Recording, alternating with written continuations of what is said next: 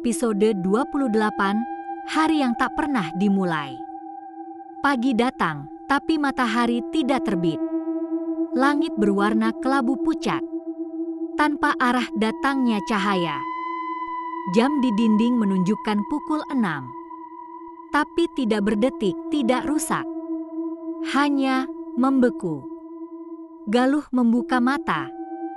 Tapi dunia di sekelilingnya tak bergerak. Ia berdiri dari ranjang.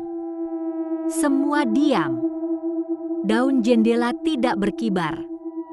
Kipas angin menggantung tak berputar. Bahkan embun di kaca tidak menetes. Galuh keluar rumah. Udara terasa kental, seperti air yang tidak basah. Langkahnya menapaki trotoar kota yang sunyi. Mobil-mobil berhenti. Orang-orang berdiri, membeku dalam gerak terakhir mereka. Ada yang sedang tertawa, ada yang sedang mengangkat telepon. Ada yang berlari menyeberang, tapi tak pernah sampai ke sisi seberang. Ini bukan mimpi. Suara itu terdengar dari belakang. Galuh menoleh. Di sana berdiri langit, tapi bukan anak kecil.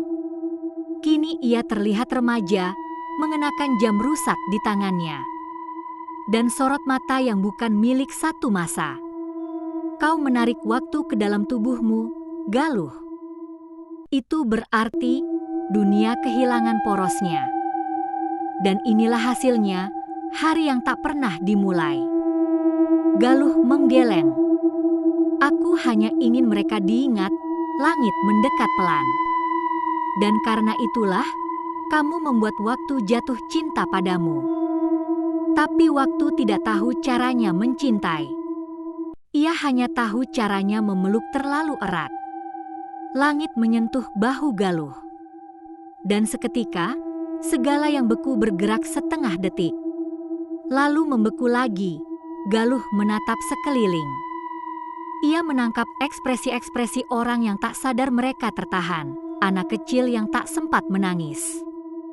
Ibu yang tak sempat memeluk, pria tua yang tak sempat menjatuhkan air mata. Waktu memerlukan pengorbanan untuk berjalan lagi.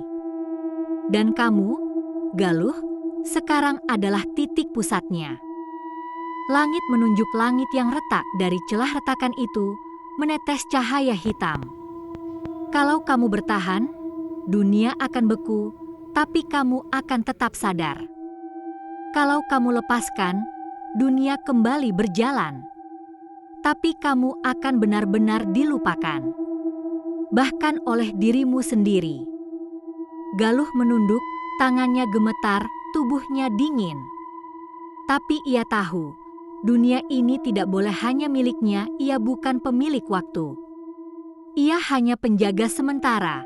Aku pilih melepaskan, bisiknya. Langit menatapnya dalam.